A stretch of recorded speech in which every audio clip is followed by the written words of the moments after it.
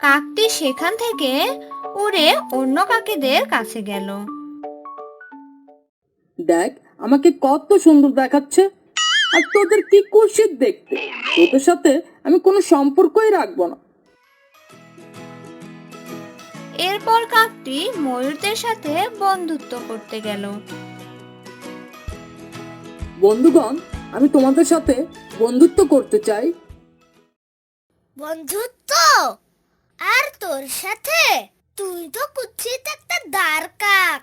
তুই কি না ময়ূর হওয়ার চেষ্টা করছিস? এই বলে একটি ময়ূর কাকের শরীর থেকে ময়ূরের পালকগুলো টেনে টেনে খুলে দিল। যা, এখান থেকে চলে যা। কোনো উপায় না দেখে কাকটি সেখান থেকে চলে গেল। এরপর কাকটি আবার সেই কাকেদের কাছে ফিরে গেল।